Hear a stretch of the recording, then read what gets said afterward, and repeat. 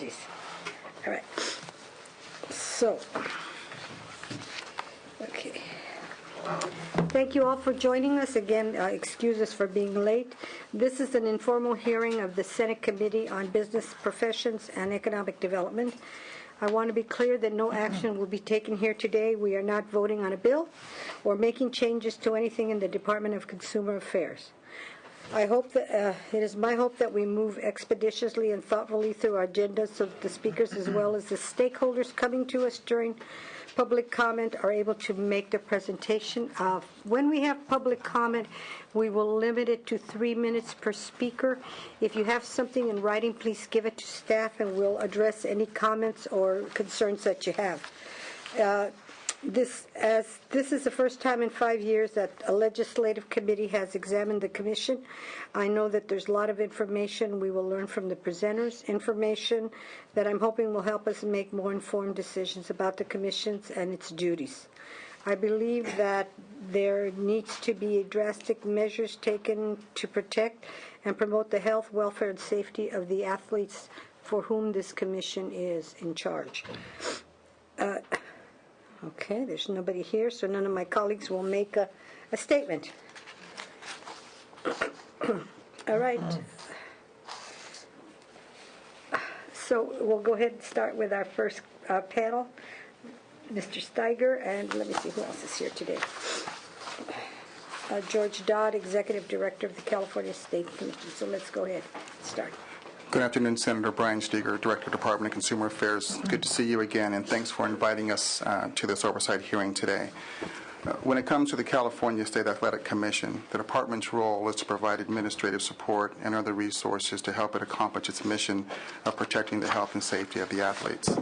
In recent months, the department has been much more involved in providing both support and resources to the commission, and we are seeing some substantial improvements in areas that have historically been problem areas. The department conducted a risk assessment and operational assessment of the commission. These assessments pointed to specific needs and to address needed information. After the previous executive officer resigned, the department sent over 3 experienced top-level managers to help the commission meet some of those needs. They began working on establishing best practices in a number of operational areas. They also worked to professionalize the commission's office staff, and they made huge inroads into standardizing commission processes. A significant amount of time and hard work went into those efforts. You will hear specifics on those efforts from George Dodd, the Executive Officer of the Commission, as well as from department staff who are here today. The department is making resources and personnel available to help modernize the Commission's antiquated and out-of-date technology. When this effort is completed, it will result in further substantial efficiencies. We have worked with the Commission on a spring finance letter to ensure that the Commission has the resources and spending authority it needs to carry out its mission. The department is also making planning professionals available to the Commission to help them finish their work on their strategic plan. Our Strategic Organizational and Individual Leadership Division has worked on strategic plans for other entities within the department and is working with the Commission on theirs. They will be meeting with commissioners next month and should have a final strategic plan in early fall. Also, in legislation to reconstitute the Commission after it sunsetted and became a bureau, the legislature gave the director a substantial role when hiring a new executive officer. This has given the department the ability to help commissioners assess candidates and appraise their qualifications from the departmental perspective.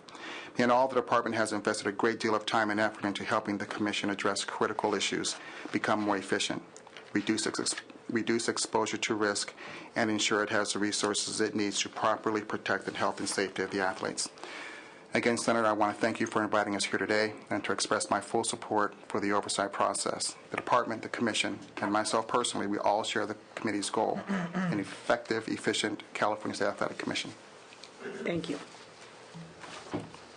Thank you, Madam Chairman and members of the committee, for allowing the State Athletic Commission to come before you and answer questions. Would you state your name? Oh, I'm sorry. That's right. My name is George Dodd, the Executive Officer of the California State Athletic Commission.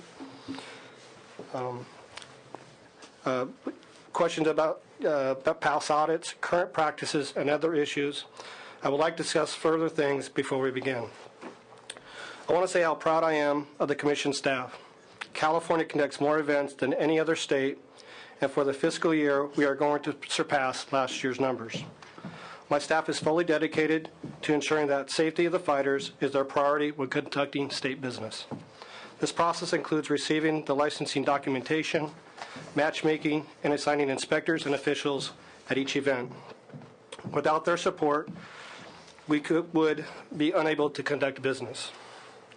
When I applied for the California State Athletic Commission's executive officer, I did not apply for reasons of money, prestige, or power. I applied because I love the love of combative sports and because I knew I could make a positive impact in regulating those sports in the state of California. I did my homework and talked with various stakeholders in California to find out about past and current issues that affect the state of California. I knew this would be a difficult job, and I was ready for the task.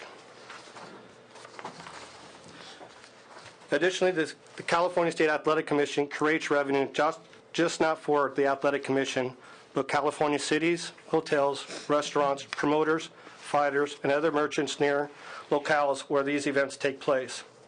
Do we have problems, as evidenced by past audits and by the lack of a strategic plan? Yes, we do. But I would like to look forward to the future. I met the governor's new appointees and was impressed with their knowledge and their willingness to pitch right in.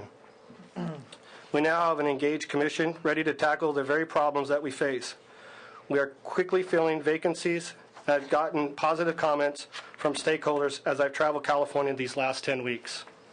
I look forward to working with the committee and with the Department of Consumer Affairs to strengthen the State Athletic Commission to ensure that California is a safe place for athletes to compete by making sure that California is a leader in the regulation and oversight of combative sports. Thank you. Good afternoon. My name is Van Lemons. I'm one of the athletic commissioners, and I'd like to read for you a statement that is endorsed by all the active athletic commissioners. Okay. The California State Athletic Commission is ready and willing to participate in this legislative hearing. Rather than the title, "Has the Commission Lost Its Punch?" however, we would like to propose the California State Athletic Commission Fighting the Good Fight. The CSAC has faced and is currently facing many challenges that arise from the broad scope of our regulatory responsibilities, a limited amount of resources, and the complex priorities of a diverse group of stakeholders. We welcome this opportunity to demonstrate to you that not only are we seriously tackling our current challenges, we have been steadily building a new track record of successful change for the better over the last few years in a substantive way. A few of the highlights of our accomplishments over the last 5 years include: 1, greater transparency in athletic commission administration; 2, administrative improvements in the boxers' pension plan; 3, effective anti-doping testing for athletes; 4, approval and regulation of a growing tide of new mixed martial arts events; 5, implementation of rigorous medical and neurological standards for athlete licensure; 6, careful review of amateur boxing; 7, the establishment of an organization for amateur mixed martial arts; 8, development of a modern and reliable computerized database; and 9, oversight of a sporting and business sector of ongoing and rapid growth. Improvements in the pension plan include lowering the retirement age from 55 to 50 in acknowledgement of the shorter lifespans of boxers, and transferring the corpus of the fund from an aggressive investment strategy to a conservative investment strategy in advance of the market crash of late 2008, which mitigated the effect of the recession on the fund. Commissioners have provided many hours of service to the state, both in our regular meetings and, more importantly, in our work between meetings developing and clarifying policy, reviewing vast amounts of information relevant to our various duties, from investment reports related to the pension to current drug testing standards to making rule distinctions between different combatant sports. Meeting with stakeholders and attending events to see firsthand how Commission policies and regulations are followed. The progress has occurred during a period of great flux for the Commission. When the Commission was sunset in 2006, the Commission members voluntarily stayed in their roles as an advisory panel and worked with the Department of Consumer Affairs to provide continuity and oversight for combatant sports athletic competitions without any significant interruption. Since being reconstituted 3 years ago, the Commission has made earnest efforts to improve its performance in all areas, even while supervising an ever-increasing number of events. During this time, we have conducted our duties steadily despite several major impediments, including the absence of a permanent executive officer for over 1 year, vacancies in several other key Athletic Commission administrative positions, and the turnover of commissioners that recently reduced membership on the commission to 3. Yet the sport grows and flourishes in the state of California. With this new year come new opportunities. After a lengthy search, the Athletic Commission now has a permanent executive officer who has, in a couple of short months, effectively taken the reins and is moving us forward. We have already conducted an officials training session for boxing, and one for mixed martial arts is scheduled soon. Staff vacancies are in the process of being filled, 3 new commissioners have been appointed, and new subcommittees are being established and reestablished to work on specific health and safety issues. A commissioner manual, amateur Muay Thai issues, and training for officials, training for ringside positions. We are convening a special meeting next month to work on our much-needed strategic planning report. We are very excited about the impending start of a new, secure, web-based computerized database system in the Athletic Commission office for tracking all licensees. This system will also give us the ability to generate reports and ensure accountability by staff in reviewing applicants' compliance with licensure requirements. We look forward to legislative comments and advice, and also to working with the Department of Consumer Affairs in the months and years to come. More importantly, we are committed to our diverse group of stakeholders, including but not limited to promoters, physicians, officials, managers, the athletes, and the public fans of the sport. Together, we will work tirelessly to continue to ensure bouts are fair and competitive while protecting the health and safety of combatant athletes in the state of California. Thank you. Okay, thank you. All right. Mr. Steger, since you've taken over as chair, as director, what do you see on the commission on the day-to-day basis that needs to be done, or is it working fine and we don't need to do anything? Well, certainly there's a lot of work to do with the commission. I was very encouraged when we were able to help the commission appoint George Dodd as its executive officer. I've worked personally with Mr. Dodd over the past 9 weeks, and I'm really amazed at how quickly he has gotten up to speed. We are trying to work with him to get his vacancies filled, which is a disadvantage right now for the commission. So we'll continue to work with the management staff. We have to work with the commissioners to upgrade their regulations. And to get their strategic plan going as quickly as possible. I think those are sort of the 3 main areas that we're spending our focus, and their budget. Mr. Dodd, how about the furloughs? How are they impacting you? The furloughs are, they do impact us in certain ways. Most events are conducted on the weekends, but we've been working with the promoters and stakeholders to get the necessary documentation to license fighters prior to the event. We are able to meet the mandate set by the governor, but it does cause some headaches at times for last-minute licensing requirements, but we're able to make those. It appears that there is a whole lot of new sports stuff that I just see on the TV that I've never even heard of in my life. Yes, ma'am. How are you incorporating all of this, and how are you able to function as far as regulating them and make sure you get to everything that you're supposed to? Well, we rely from stakeholders' inputs about what is happening out there, from smoker events that are not licensed events through the state of California, by serving cease and desist orders on those. We rely on the promoters to give us the necessary dates prior to the event starting, so we can meet the necessary inspector requirements, official requirements, and notice requirements in order to get the stakeholders there. We use CAMEL as a way to regulate the amateur mixed martial arts. That's a big help for us, as well as USA Boxing. How is the pension fund coming? Is the pension money going to where it's supposed to? How do you know where you've got things? Yes, ma'am. Recently, I've had a couple of meetings with Beth Harrington, who is one of the fund managers who does the daily day accounting with us. Currently, we're on track. Our pension fund is healthy. We have over $5 million in our pension fund. We have 106 fighters that we're trying to locate because they've either moved on or they don't have any forwarding addresses, so we can at least get the funds that are allocated to them to pay out this year. If we paid all 106 out, that are currently due for payment. We still have $3.5 million in our fund, so our fund is very healthy. As Cyril Shaw at our last committee said. If you have no staff, how do you plan to locate them? Well, we're using stakeholders. We're also using Boxing Hall of Fame, the California Boxing Hall of Fame, hopefully through word of mouth. We're going to start an aggressive ad campaign to try and get a hold of these fighters to let them know that they do have funds available if they provide the necessary documentation so we can get them funds paid out. This is just a question off the top of my head. Just watching little excerpts on the television when they're doing the commercials, and I noticed that, there's been quite a study done now on head injuries for football players. Yes, ma'am. And so all of these kick stuff and all of this how do you, and they're not wearing any headgear, how are you protecting against further injuries? And you're going to have, at some point somebody's going to be liable for all of these poor people that are walking around doddering. Ugh. So Well, traumatic brain injury is a major concern of ours. I'm a neurosurgeon in my regular job. in your real life. In my real life, yeah, thank you. And the commission recognizes that, and it is an inherently dangerous sport.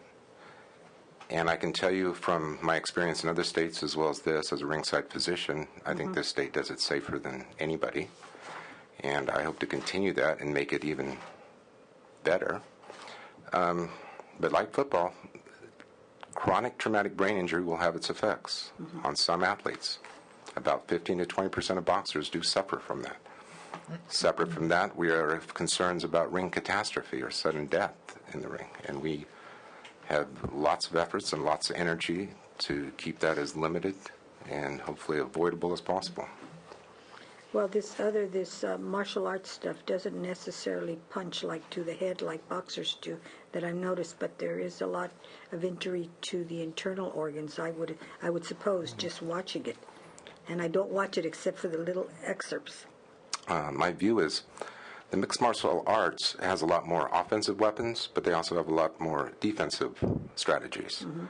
So the injuries are different to some degree, but the safety is very similar in my opinion. Now, how do you do the matchmaking? There may be some real significant differences in matchmaking. How does this work? The matchmaking is a couple different processes to use.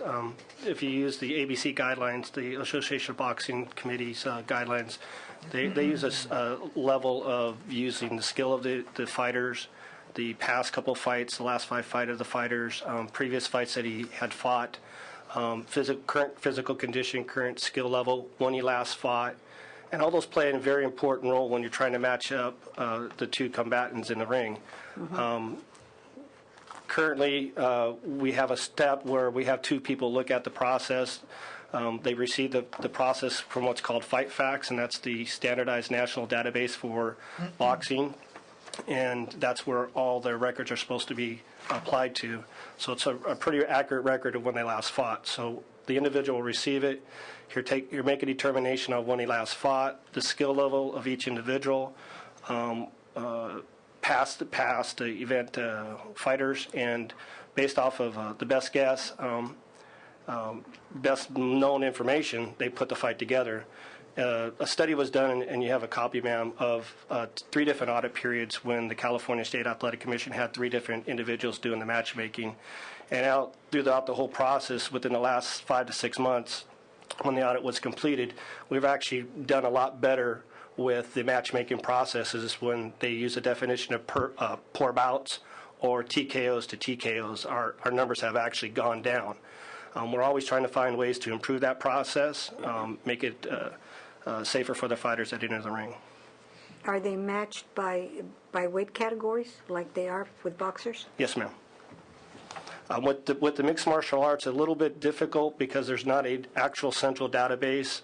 There is a database, but it at one point it was in an influx of where the records were supposed to be sent to, and so the Association of Boxing Committees has actually established a mixed martial art database to input the records of all mixed martial artists, as well as another web-based system that is called SureDog.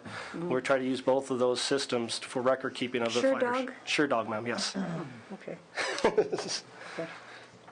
Yes. So we use those two databases and use pretty much the same guidelines as we use with boxing to try to match those fighters up. We, like you said, man, we also take past weights where they fought. Are they coming down in weight? Or are they going up? So we take that into consideration as well. As a neurosurgeon, is the Commission's main focus consumer protection, the protection of everybody that participates in the sports?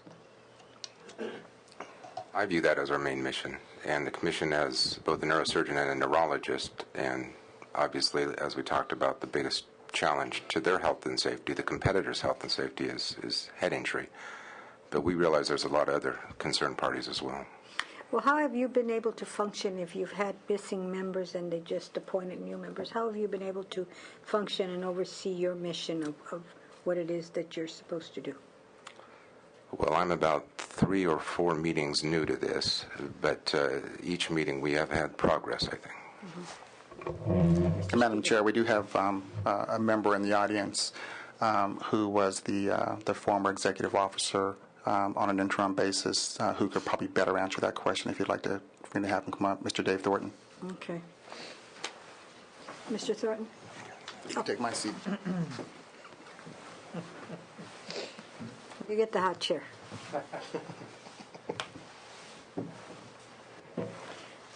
You know, I don't think it was any fault of your own, but because the legislature, the governor, everybody did not appoint people, so how were you able to function and do what you were supposed to do? I think during the time period, it was a challenge, obviously, to function with 2 or 3 members on the commission. The good news is the way the law is structured for the commission, that a quorum is a majority of the appointed members. So even with 3 members, we were still able to hold meetings as long as we had 2 of the 3 members in attendance. So it was a very brief period of time, probably 5 or 6 months, Senator, that we did have to function like that. But business was still conducted and the public was still being protected during that time period. Well, you know, by and large, even before I ever got here, I remember hearing about the Athletic Commission. You know, it was not held in like, wow, glowing terms. There was some negativity associated with the Athletic Commission. So how do you propose to make it a stellar kind of commission where we could say we have a really good athletic commission? Well, I think that starts with your I think it precedes you, so. Yes, ma'am. Well, since I've taken office, I think that it starts at the top. It's the day-to-day interactions with office staff, with promoters, with the fighters, and how you interact with those fighters. That way, when your staff is happy, I've always taught, in leadership from my past Navy experiences, when your office is happy, work gets done, it's a more productive environment, and things seem to work a lot better that way. So I engage my staff. That's the way that I was taught. They're engaged with talking to fighters, with talking to promoters, getting out and being part of the process, and not being felt that they're stuck behind a desk. I try to engage them by having them make input into a solution instead of, well, this is the way it's going to be. Well, with your Navy experience, when somebody does something amiss, you're not going to be able to have them swab decks. So, you know, what kind of best practices will you put in place to ensure that the commission runs well? Well, I think the best practices is what I've already done is I've gone around and traveled. I've tried to get input from all stakeholders, such as one of the biggest issues that we're currently facing is the training of our officials to ensure that when a fighter is in the ring, how do we make sure that fighter's protected while the bout is going on? That was my second priority when I came here, is to make sure that we start that training program up.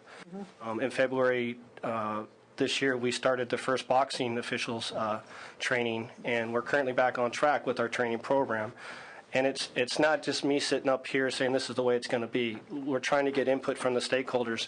And I think once the stakeholders have a very they take interest into a particular subject that they're very fond of, you get better input.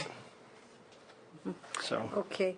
How will you, what is the process for the training the field, and do you have a sufficient budget for training new employees and ongoing employees? Well, I'll discuss the training of new officials, and I'd like the DCA representative, Pat Wortman, talk about our budget, if you don't mind, ma'am. Training of the officials, there's a requirement within our rules and regulations that require that officials, in order to be an official, you have to be properly trained, the experience level, you have to go through training biannually. That includes the ring officials as well as the ring doctors. It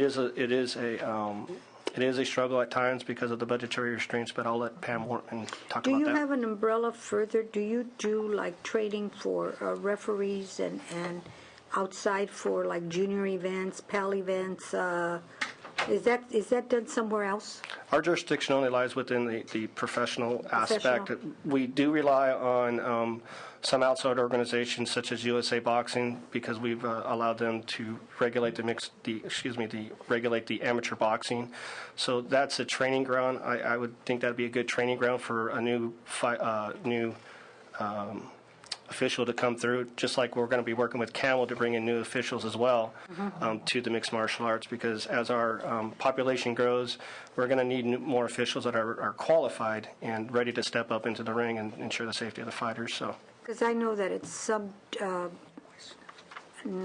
non-professional events out in communities that professionals sometimes do it as a pro bono kind of stuff that do it, so they are trained somewhere, right? yes, ma'am. Yes. Okay. Okay. Do you want Pam Wortman to talk about our budgetary? Okay, well, Mr. Correa has a question. Question for you, sir. Yes, sir. I wanted to ask you, where do you draw the line between professional and amateur? Well, amateur, I'd like to let you discuss with our legal counsel, because there was an opinion that was recently released on that. It does Okay, but you've been making the distinction a lot longer than that opinion, right? I believe so, sir. I'd like to, again. How did you make the distinction before the legal opinion? The And question, that precedes you, sir, so I would ask you. the question are you asking how we distinguish between a professional and an amateur athlete? Yeah. Professional athlete Regulatory wise, is because I paid. know you were supposed to draw out some regulations to make that distinction. Was that ever done? Well, I believe it's in statute, and I believe that the distinction is that professional athletes versus amateur. Professional is paid for their bouts. Is there a minimum level of payment? I believe there is, but I'm off the top of my head, I can't tell you I what see that somebody is. nodding back there. Can you, Good afternoon, Senators. My name's James Maynard. I'm legal counsel to the Commission. I am testifying later on the camo issue. The statute in the Business and Professions Code sets a minimum or a maximum payment to an amateur fighter of $500. If they receive under $500, they retain their amateur status. Over that, they would lose their amateur is that under 500 per bout? Correct. Or is, so if you did 10 bouts, but you were $4.99, would you still be then an amateur? I would say at that point they're adhering with the letter but not the spirit of the law. And I think in practice most amateur bouts contain no payment whatsoever. Through the chair, so that was statute. Correct. So what did the legal opinion clarify? The legal opinion related solely to the delegation of authority regarding amateur mixed martial arts and the definition of full contact versus light contact martial arts. Can you elaborate on that? I can. Would you like me to? Through the chair. Good. Okay, Lou, he's going to... Or do you want to wait until... Yeah, he's going to do the Okay, go second ahead. agenda. Let's do that. Ma'am, did you want to explain what... Yeah. Is she in the second too? No, okay. Hi, I'm Pam Wortman, Deputy Director for Admin and Information Technology at Department of Consumer Affairs. And I wanted to respond to your question about if they're budgeted adequately for training. They have within their budget adequate appropriation authority to provide training for staff that are coming in to fill the vacant positions. In addition, the Commission has put forward a spring finance letter to allow them to conduct 2 trainings a year for their athletic inspectors. But there is such a mixed bag of everything that they oversee. How do you train anybody to be an expert on everything? Because it seems every day there's something popping up that's new. Well, when you're dealing, Secretary, when you're dealing with the whole inspector area, when we deal with that, we're talking about fighter safety, and from boxing to Muay Thai to mixed martial arts to the different. What is the second one you said? Muay Thai, I'm sorry. It's another form of combative sports, ma'am. Say it slowly. Muay Thai. Okay, not movie ties, right? Okay. Yes, Senator. So when we're training inspectors, it's the overall process of the hand wraps, of what is allowed on hand wraps, where the participant is allowed to go. It's really when we start talking about the ring officials and the different types of styles of combative sports is where the different splits is how they're trained. Here in California, we have a very well-based group of officials that include all combative sports, that include Muay Thai, MMA, and boxing. So we're able to provide that training for those specialties that we regulate here in California. And what does the staff do? Do they go outside and go to different events? What is it that they do? Well, my staff doesn't currently go to events, except unless they're acting in the capacity as an inspector, which I do have a few in the office that do act as inspectors, as well as my assistant chief athletic inspector. When we go out to the fields, we have the inspectors at our front lines as well as our event supervisors to ensure that the fighter safety is maintained. And when we talk about fighter safety, we're also talking about steroid testing of the participants, the drug testing of participants. We train the inspectors how to do that. We ensure that the individual, when they go there, that they're going to be medically covered by the promoter. Because when they step into the ring, the promoter is required to have medical coverage in case the fighter is injured. So if a fighter is injured during an event, they're covered by the promoter's insurance. We also make sure that ring safety, glove safety, hand wraps. We look at the whole avenue. The Chair, I just want to say, I understand there's been some cases where the inspectors have missed some hand wraps with, I believe, plaster in them. So what additional training, what are you going to do to make sure that this doesn't happen again? Well, I'll have the past interim executive officer comment on that one area, but currently we're building best practices. We're ensuring that the hand wraps, that when an inspector looks at hand wraps, he actually feels the hand wraps. It used to be where you kind of just look at it, kind of get a feel, and you'd be fine with it, but you actually have to feel. You got to be in there and engaged in the whole process. Through the Chair, I would ask also that boxing has been going on for how many years now? And how long have you, not essentially to you, but a general question, how long have we had to develop those best practices of actually trying to identify where that plaster is coming from? And here we are, 2010, trying to figure out again some best practices. It's not a question to you, it's just merely a question. So we're going to go back and try to figure out the best practices 2010 when probably plaster, this stuff I've seen for years. It's been going on for decades. So have we not learned anything over the decades to implement the best practices today? General question. Senator Dave Thornton, I was the interim executive officer from June of 2009 to the end of February of this year. As it relates to the hand wrap question last year, I think there were some erroneous reports in the press about how that occurred. Our inspector had not finalized his inspection of those hand wraps.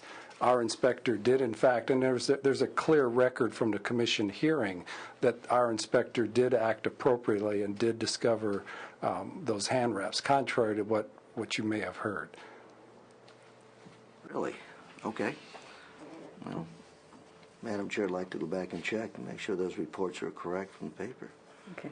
But, so, with that question being answered, you just addressed, sir, that you're going to have additional best practices developed, even though those reports were erroneous, but you still think that some best practices need to be developed nonetheless because they're not there yet?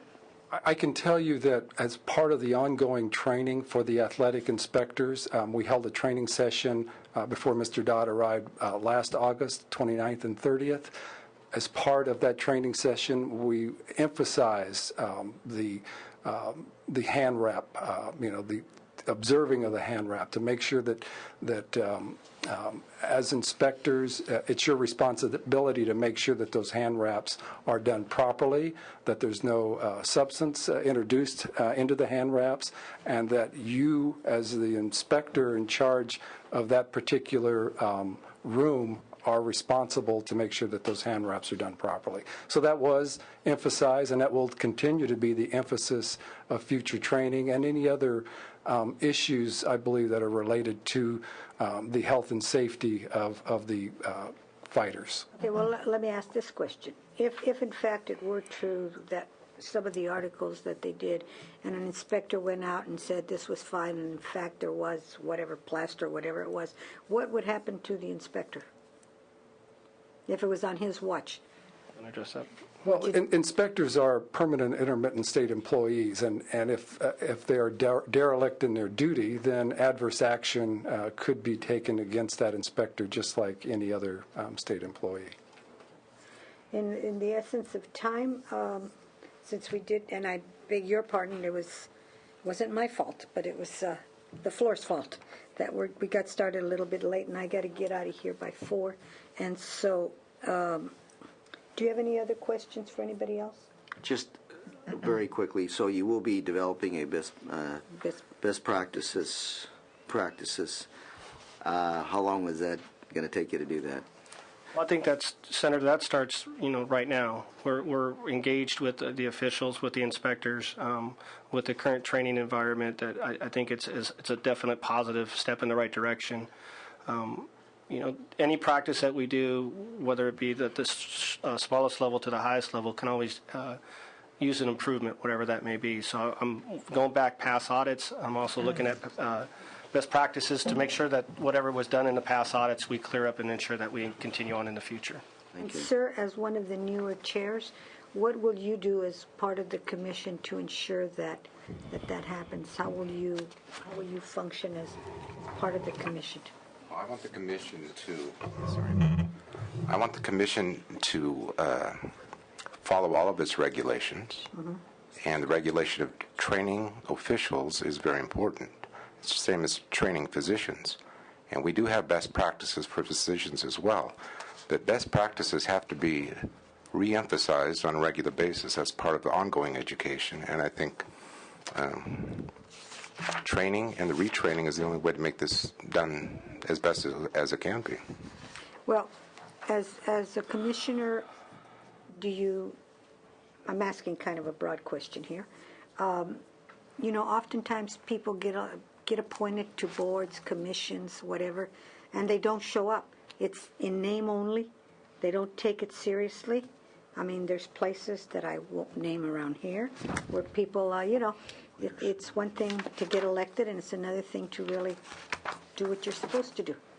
I agree with you. I have personally been associated with this commission for 18 years, so I don't think I'll be going anywhere. Okay. And I can also assure you that, speaking for all the active commissioners, we have some understanding of the former negativity, and we are committed to show a completely different side of this athletic commission.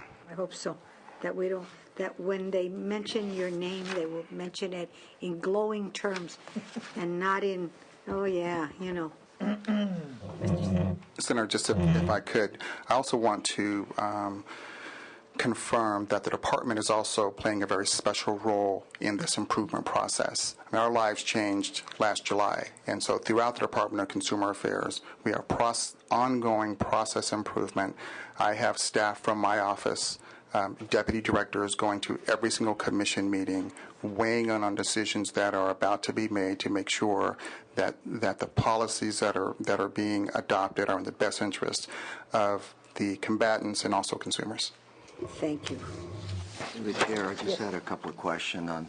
I read some findings that there were some serious, I'll call them allegations this time, serious allegations of possible problems handling assets or resources, uncashed checks, applications laying around, just issues dealing with money and accounting of it. I presume part of that may be true, or is that misstatements also by the press? I don't think those are misstatements. So there is some truth to that. The department did an audit of the commission's cash handling processes and found some deficiencies.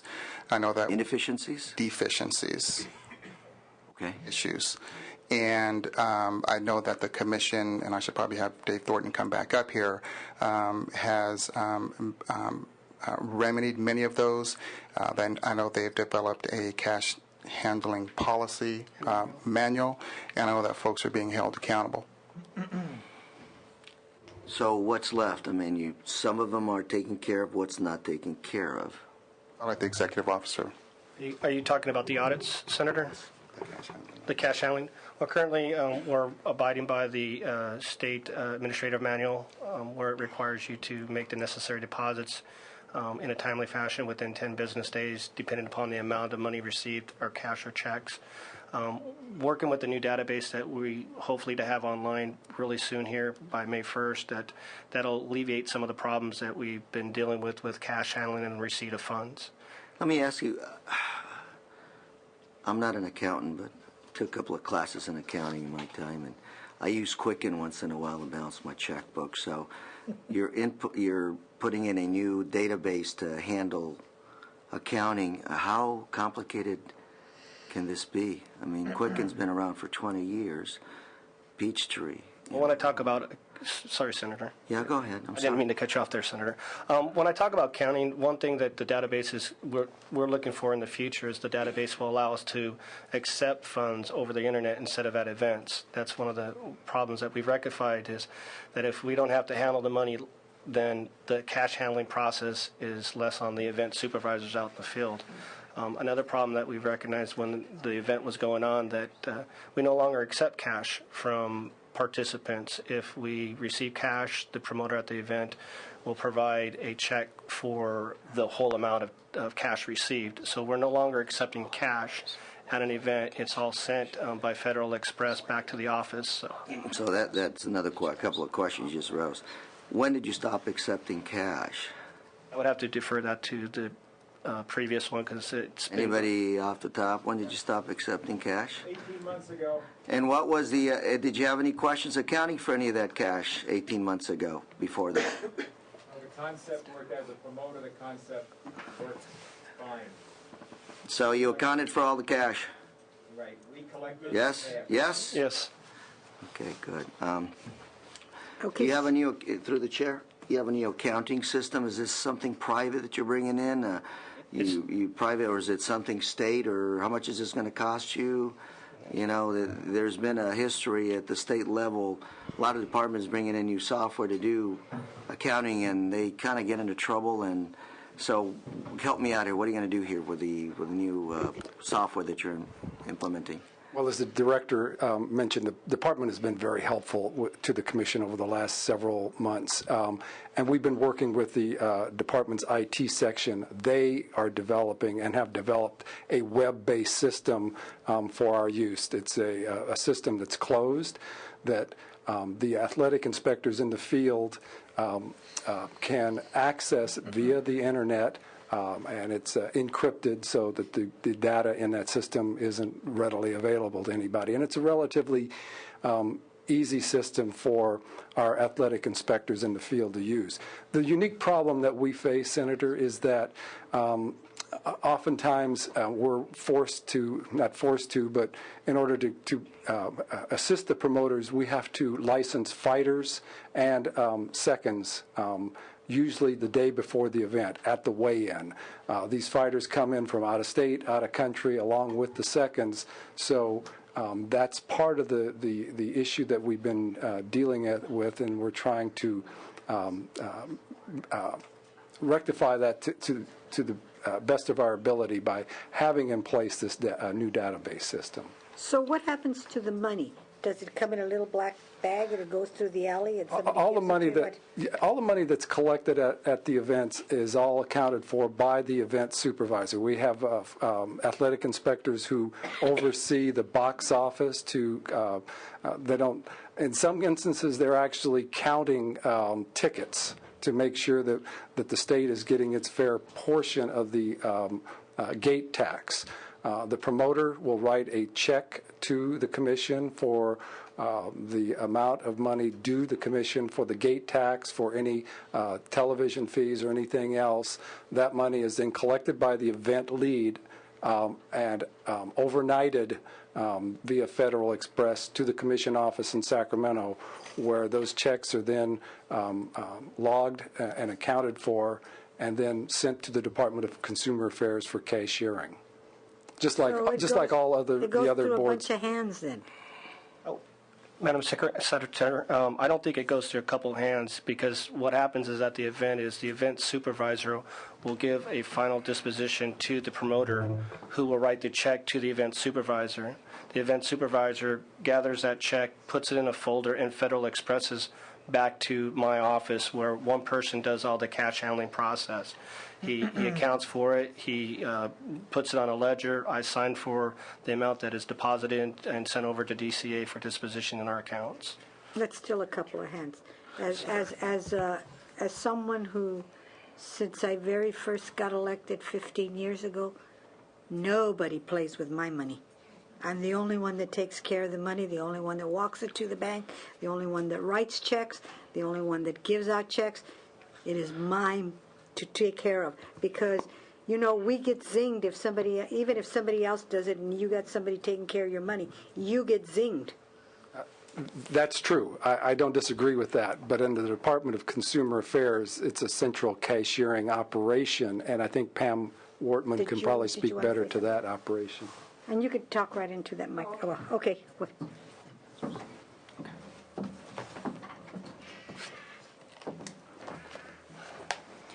Yes, Senator, the guidelines that the Commission uses are the same as the guidelines for other entities within the Department of Consumer Affairs. So the money is logged on the side of the Commission, then it's FedExed up here to the Commission, it's logged again by a Commission employee and logged into our central cashiering unit, where then it is deposited. Okay. And then part of that money, like let's say for boxing, it would go into whatever fund it needed to go, whatever funds.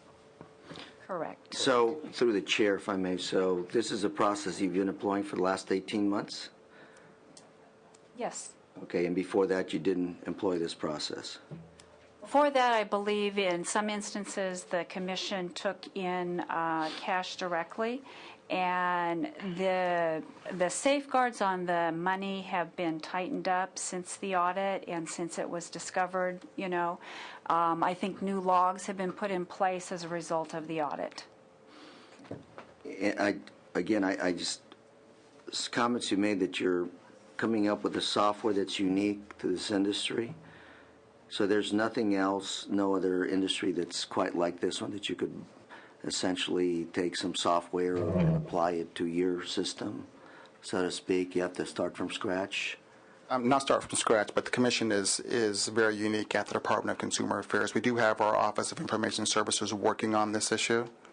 It's going to be cost effective. It's also going to include their licensing database also. Are you reporting to this organization, DCA, the progress to assure that it is cost effective? Are you asking? Asking you. I'm the director, yes. So are they reporting to you that it is in fact cost effective? And this is nothing directed at you personally, Sure. But again, I come back to my statement that in the past the state of California has engaged in software efforts that have become very complex and very much over budget. So I'm trying to figure out, you're watching Right. and you're reporting to, Department of Finance, the Office of the Chief Information Officer. Chair, I would just recommend that you have another hearing possibly in the next few months to just follow up on some of the progress being made. I think that would be good government. Okay. Thank you. Sure. Thank you very much for coming before us. Welcome. Thank you. Our next panel is James Maynard, Jeremy Lappin, and I guess that's it. Yeah. Hello.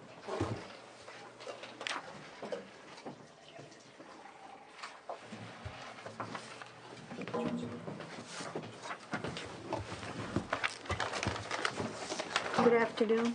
Good afternoon.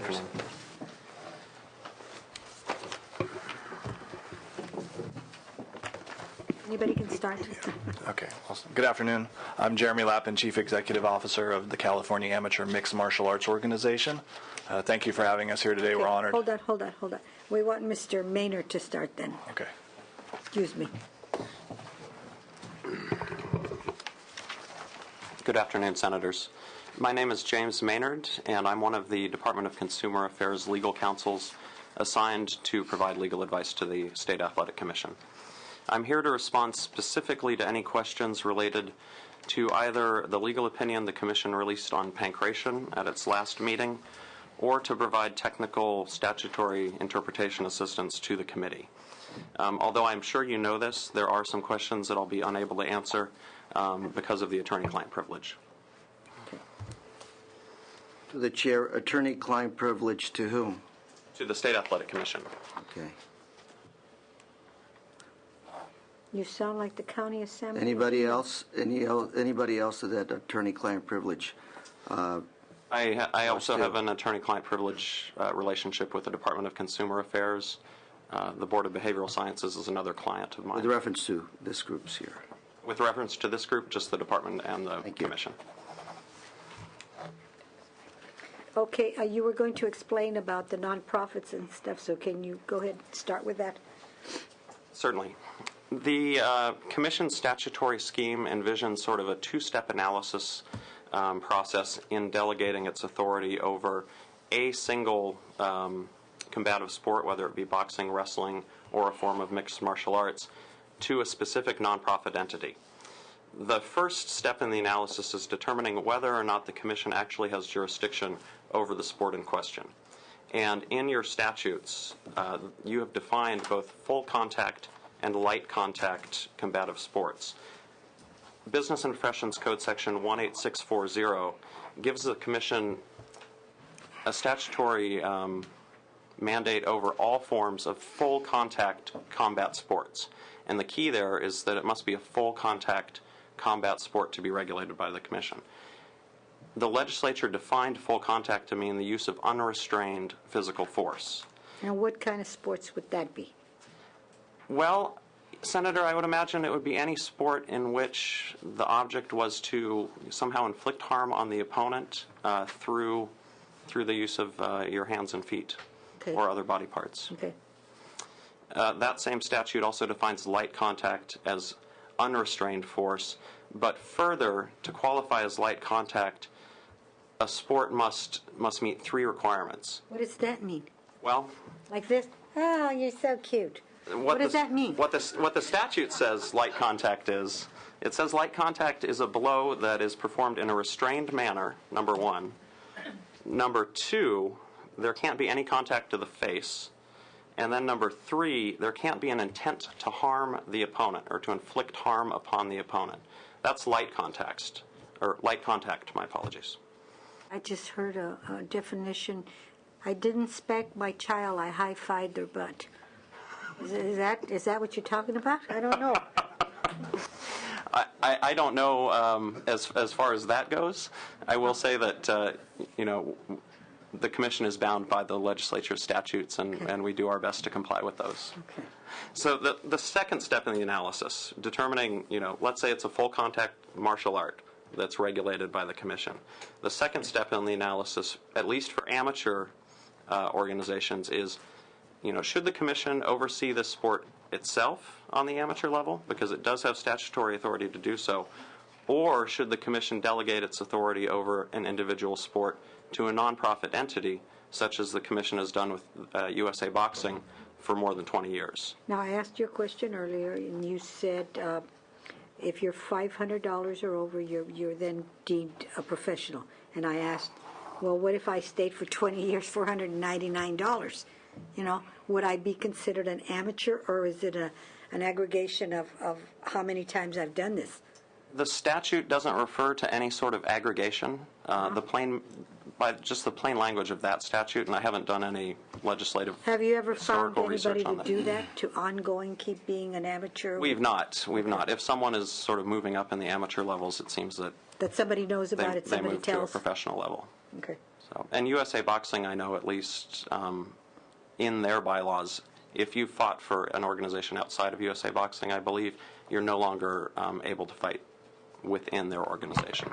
They maintain sort of very strict control over what their amateur fighters can do.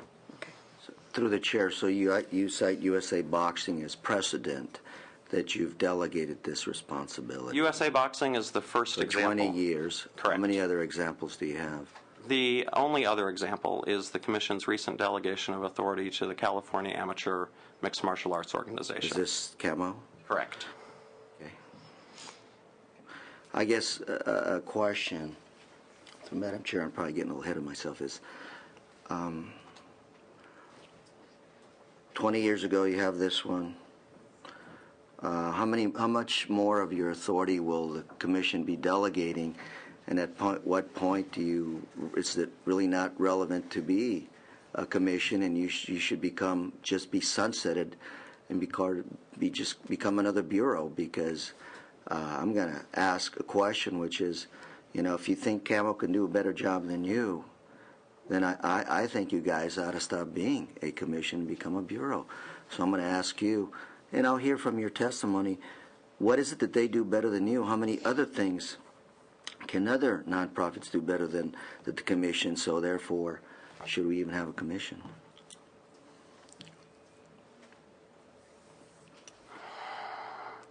What I'll say is that the Commission it operates with limited staff and resources, as you know, and the Commission oversees more than twice as many shows So again, it professionally. sounds like you're arguing on my point, which is if you have so many limited or limits on your resources, maybe you take your whole operation, give it off to nonprofits, and you become a bureau to be part of the state. And therefore, you really address the issue once and for all. Just sunset the operation in 2011. The statute sunsets you in 2011 right now, so maybe we stipulate here today right now that the Commission wishes that sunset occur. I can't speak for the Commission on that. What would your opinion be? My opinion would be that federal law requires, if a state wants to maintain a boxing program in its Then you have to have jurisdiction, a commission. that it requires a commission. Okay. So then, it sounds like maybe there's other nonprofits that can do your job better than the Commission. In that case, then, there would be no boxing in California, because federal law requires a commission to oversee professional boxing. What I would say is that the statute allows delegation of the Commission's authority to amateur entities to oversee the lower levels of these sports, where the dangers may not be as great because the combatants aren't as skilled. The legislature saw fit to provide the Commission with that option. The Commission exercised that option responsibly, in my opinion. And So would that be the dividing line where the danger is not as great? So if we went out there and figured out how many folks have died from amateur sports versus professional sports, would there be, you would say clearly the preponderance of evidence would be that professional boxing is much more dangerous than amateur boxing? I think that would be borne out statistically. Okay. Yes. Okay. If I could speak, that is definitely the case. Is it? Okay.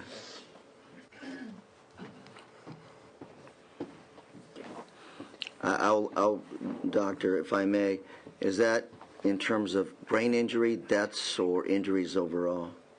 How do you make that distinction? Well, in boxing, most of the deaths are traumatic brain injury. Okay. How about the other sports, not just boxing? Go beyond boxing. Some of the other sports now that we're making distinction between professional and amateur. Have you looked at those statistics, or is there not enough statistics yet to make that distinction? I couldn't speak with authority on the other sports. Okay. Go ahead. Anything else? No, ma'am. Thank Okay. you. Next speaker. Hello, I'm Jeremy Lappin from California Amateur Mixed Martial Arts Organization. Thank you for having us here today. We're honored to present. We put together a little presentation to walk you through why we were needed, how we were started, what we've been doing, and where we're going from here. So it's behind you. Hopefully that's not too uncomfortable for you to see. No. Can you see it or not? No, I'm going to move. Through the chair, Yeah. I want to. How long is your presentation? It's probably 10 minutes. I'll speed through it if you What time want. are you going to close up at 4 o'clock? I'm going to try close. Is this something that you can explain to us without the video? It's not a video. It's just a PowerPoint to walk you through it, and you can glance at it, and I'll go quickly. I think it'll be helpful. I think it'll actually answer a lot of your questions, hopefully. Do you have something that we can follow? I do. I can hand you out something, too. It's meant to be a follow along, so if you start flipping through it, I think it'll be hard to follow. Okay. I'm going to move over there. Oh. You want to flip to the first slide? So we are the California Amateur Mixed Martial Arts Organization, CAMO for short. We're a nonprofit corporation. We're formed to establish an amateur program here in California to promote the health, safety, welfare of the amateur mixed martial artists. We were given the delegation from CSAC on August 24th, 2009. We began operations in October, and we held our first event in November. In terms of why amateur regulation is important, I think this is an important thing to talk about. Let me ask you very quickly, what was your experience before 2009? Absolutely. I was going to get to that, but I'll go to it right now. First of all, I graduated from USC Law School, Order the Coif, Law Review, worked as a lawyer for a number of years, a corporate and entertainment attorney for a major firm, ran business affairs for a film company, and then I went into mixed martial arts over a decade ago. I managed... California? In California, yes. I'm a California native, born and raised. I managed some of the champions of the sport for a very long time, people like Randy Couture, Quentin Jackson, Dan Henderson, Mark Coleman. I then went into promoting a little over 5 years ago, and I've promoted close to 30 events now prior to starting CAMO. And I promoted at the very highest level of the sport. I did the first ever network televised promotion, ran it on CBS. I put on the most watched mixed martial arts event of all time here in the United States, put on 6 of the top 10. My colleague here, J.T. Steele, who's the president of our organization, also a law graduate, actually wrote his law school thesis on the need for amateur regulation in California and ran our regulatory fairs for our public company and oversaw hundreds of athletes and dealt with all commissions across the country in terms of regulation. So that was our experience. But prior to CAMO starting here, there was no amateur program in California. Amateur fighting, amateur mixed martial arts was illegal. So for a young fighter coming up, the only path he really had to go pro was to go pro directly without any experience, just step into the cage for the first time at the pro level. Or he could participate in illegal underground fights, no doctors, no ambulance, a very dangerous scenario. Or they could go to other states where these things were allowed because other states had these programs already. So with a sport this big and California being the leader in this sport, we felt this was a very bad situation for the amateur fighter coming up because they really had no safe outlet for themselves. One of the big issues of why amateur regulation is needed is safety. We require blood tests for all of our fighters, HIV and hepatitis tests, and prior to this, in these illegal fights, they obviously weren't requiring blood tests. Actually, at the amateur level, California doesn't require blood tests. We felt it was necessary in terms of becoming safer. And actually, within the first month of overseeing the program, we had a fighter test positive for hepatitis. So we did catch it. So it was occurring, and it was a necessary step. Also, I have an article here. This is about a fighter in Iowa who fought in an amateur event in Iowa where it's not regulated, who was paralyzed. This is a sport that there are injuries that occur, and in this fight, the fighter talks about how he wished it was regulated there in Iowa because there's no insurance. We do require insurance of our promoters to do these things, so if an injury does happen, there's some coverage. I'll leave this right here if they want to hand it out, but this ran on ESPN.com about this fighter in Iowa. The other thing is, prior to us, there were many illegal fights taking place in California, again, with no insurance, no doctors, no blood tests. Since we've started, those fights have gone down dramatically. However, some still do take place without us finding out about it. We actually received a call from a manager probably within the first 2 months after we started about a fighter who was injured in one of these smoker events, and the promoter had no insurance, and they were asking us what their resources were. And so it wasn't a good situation to not have amateur be regulated here. There needed to be a structured environment. This sport is so big now, with network televised events, with huge pay-per-views happening every month. If you look at football, you look at basketball, you look at baseball, there's a structured environment where people learn how to get to the next level. They go through high school, they go through college. That didn't exist in the world of mixed martial arts. So we felt it very necessary to start. Again, we talked about our background, so we can skip ahead of that one. The delegation process, just to take you through the process of how we got the authority to do this, there is a Business and Professions Code section 18646, which Mr. Maynard spoke about, where they can delegate to a nonprofit. We began meeting with the commission back in October of 2008, trying to get amateur legalized in the state, meeting with commission, the staff, and talking to them. It was clear to us that the commission, at their current staff level, they were the ability to oversee something of this size would be difficult. They were already very busy with the pro level shows. And we're the most active commission, I think, in the country, so they have their hands full with pros, and we thought it would be the reason they weren't doing amateurs, they couldn't oversee it or didn't have the resources. We attended all the commission meetings, and finally CSAC formed a subcommittee to oversee the amateur mixed martial arts issues, whether or not that it should be legalized here, whether or not they should delegate it to another party, a nonprofit, all the things that Mr. Maynard spoke about. After several commission meetings, the subcommittee finally held their first meeting to look at this issue, which we attended. They gave public notice, and several groups attended to look at the delegation rules, to look at, the rules for the sport, who are the interested parties. After that meeting, all the groups from that subcommittee meeting aligned behind our organization. They all supported us. They all came behind us. So at the next CSAC meeting, we presented again as a unified front for everybody who participated in that first subcommittee meeting. Before you go on, what defines you as amateur? Our definition for amateur is that you cannot be paid to fight. Okay, so everybody's doing this for the love of it? They're doing it for the love of it, absolutely. And the promoter can give them awards, can give them trophies and things like that, but it can't be greater than a $500 value. But they cannot be paid to fight for their fighting services, and that's what our definition of an amateur is. Is it $500 per event? $500 per fight, per fight. But that's not in. They can't give them monetarily. It can't be any money at all. But if they give them a trophy, we set the value of that trophy can't be over $500. So they can't pay them. But if they give them a trophy or something like that, that can't be worth more than $500. And that's sort of our bright line rule of what's considered an amateur and what's considered professional. Is there money paid under the table? I don't believe so. I don't believe so, because I don't see why they would need to do that. There's plenty of professional fighters out there that they could hire to fight professionally, and this is a new program. I don't know what the advantage would be for the fighter to do that. So, I can't say 100% for sure, obviously, because if it's under the table, I wouldn't know.